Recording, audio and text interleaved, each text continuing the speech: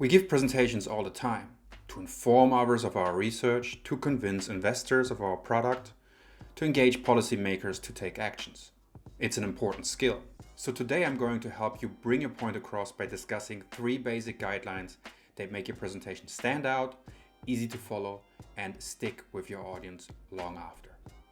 A bad presentation can have professional consequences, and in the most dramatic case, a bad presentation might even cost lives.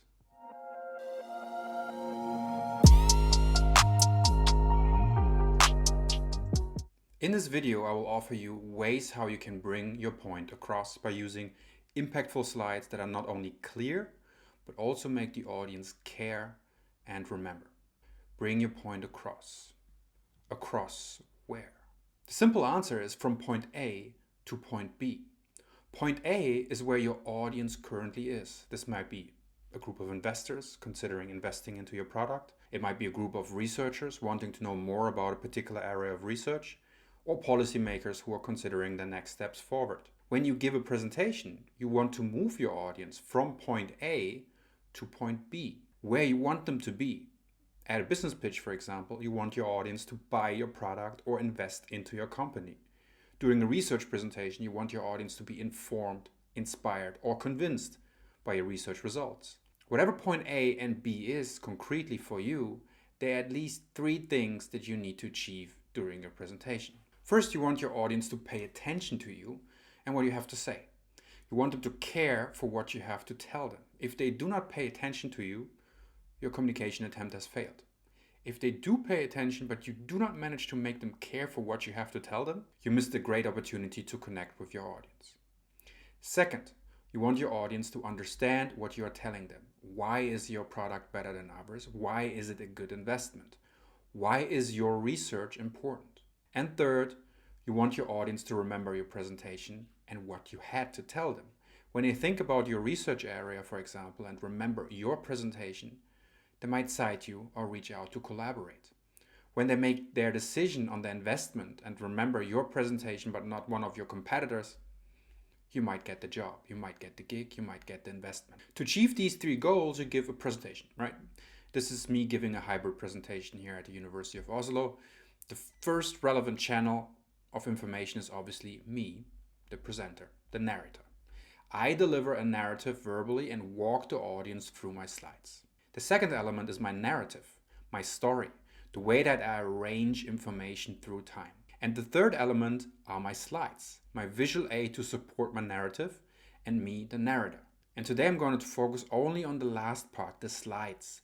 Both the presenter and the story are very important parts of a successful presentation, but these elements are much more difficult to train.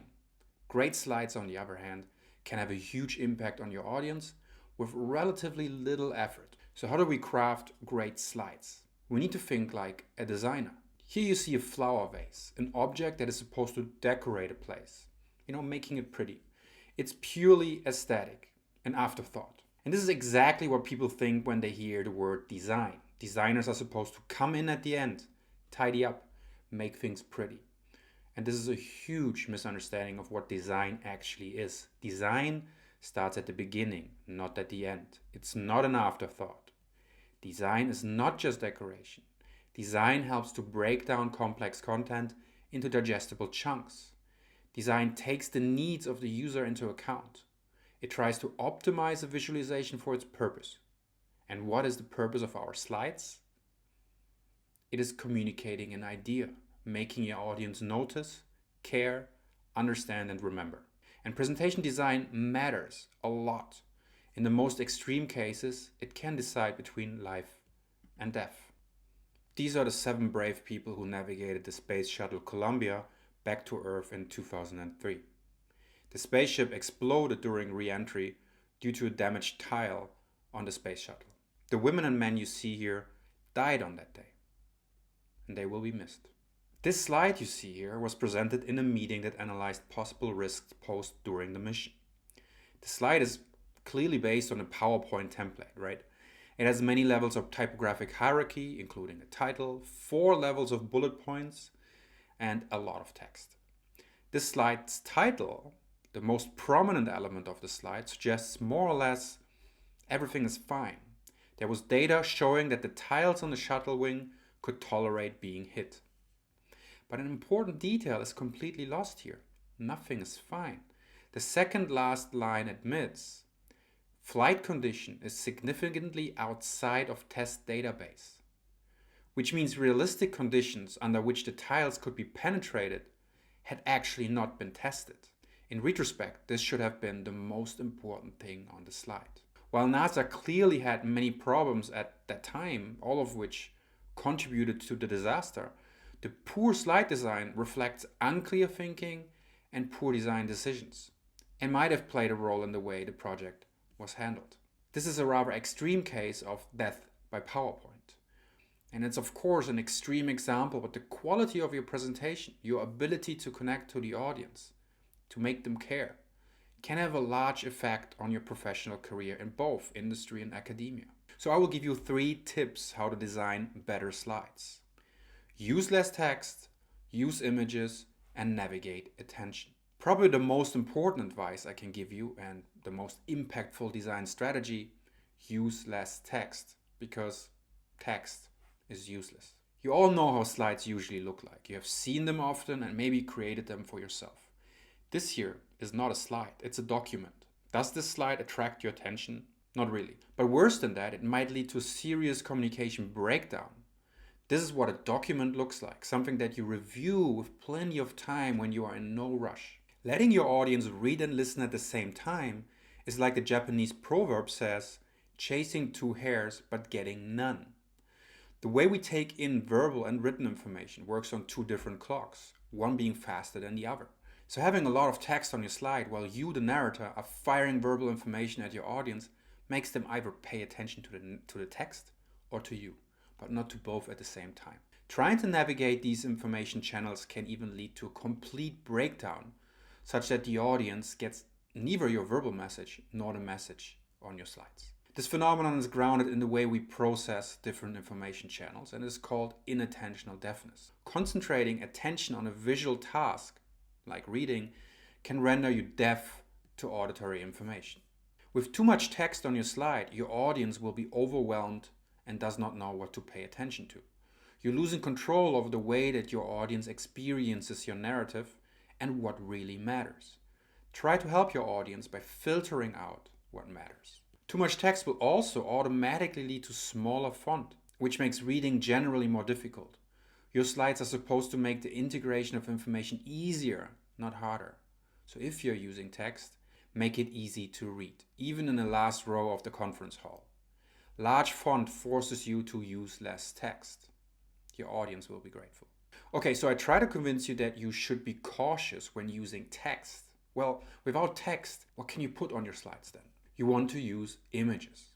Any medium that uses text is historically gravitating towards more imagery. For example, people spend more time reading newspapers that contain images than newspapers with text only. There are tons of studies showing that social media posts with images receive more views and engagements than those without them. Of course they do. See for yourself. Remember, this is not a slide. This is a slide. A high-resolution full-screen photo can be an impactful tool to engage your audience, make them care, and help them connect to your story. I'm obviously not trying to convince you to just add cool pictures to your presentation. That's not the point. Use them with intention to bring your point across. Use images to tell a story. Remember earlier, I showed you an image of the astronauts who died during the Columbia crash. A tragic historic event that teaches us about the importance of clear communication design. The image helps you to connect to this event, connect to the people who tragically lost their life that day. Beyond emotional engagement, images can also allow you to drive home an analogy. I like the iceberg analogy for viewer experiences. The audience experiences the visual result, an image, a seamless viewing experience, but they're unaware of what drives this seamless experience. The designer in the background constructed a narrative, chose and put together design elements, and guides attention with visual hierarchies. Images allow you to make analogies like this one, stick. Beyond photography, you can use visualizations to help the audience understand abstract concepts such as quantities and relationships. Whenever you talk about numbers, Use an image rather than words or tables.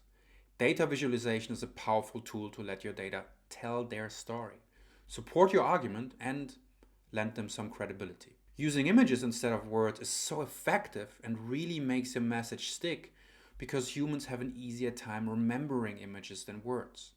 Psychological research demonstrates that we can recall information much more faster and more accurately if the information was grounded in an image and not just in written words. Now that we have filled the slide with useful visuals to complement our story, let us navigate the viewer's attention through these slides. We sometimes communicate complex information with many visual elements. A powerful way to guide the viewer's gaze to what you want them to look at is color. Sounds trivial, I know, but humans are extremely effective at distinguishing visual elements by their color. Using strong color contrasts and highlighting those elements that you want the viewer to pay attention to, that is an impactful design choice. The design of your slide can make the viewer spend their time on those areas of the slide that drive your story. Focus important elements by strong color contrasts. See the difference?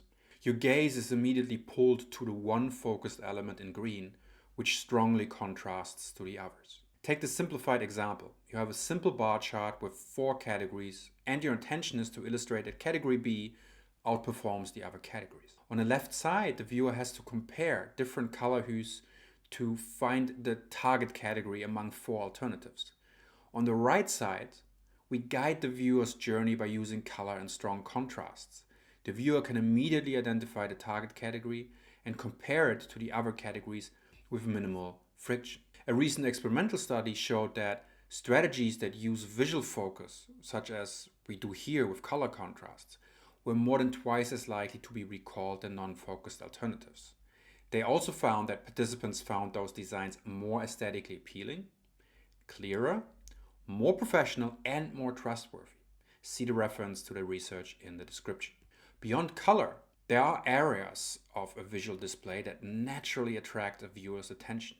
So placing important elements in those areas can make their viewing experience more seamless. Have you heard of the rule of thirds before? It's an aesthetic principle that designers, photographers, and painters use to compose images. If you divide the image into a grid like so, the lines cross at 4 focal points. In this image, the text and my face are at these focal points.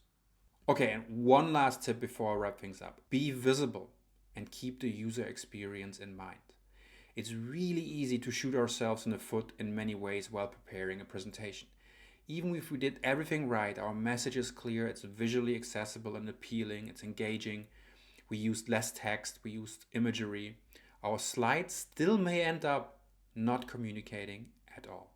It may even end up distracting people from what we're saying. So now we can clearly see that design really isn't an afterthought, but has to start at the beginning. If we want to reach out and communicate, we really do have to try and put ourselves in the audience's shoes. Will they be able to notice our message? Will they be able to truly understand us? And will we be making it possible for them to remember? If we want to increase our impact, slide design has to be about making communication as easy and clear for the viewer as possible. That's it already. There's much more to say, of course, about these 3 families of design strategies that would take a whole, workshop to work through. But now I hope you can clearly see that design really isn't an afterthought. If you want to engage your audience and communicate effectively, use less text, use images, and intentionally navigate the viewer's attention. So I hope I was able to bring my point across and, more importantly, bring you from point A, that is potentially knowing little about slide design, to point B, knowing enough to create a great pitch deck. Thank you so much for your attention. If you found this video useful, make sure to like and comment. I would love to hear your thoughts. And please make sure to subscribe to my channel. It would mean the world to me. See you next time.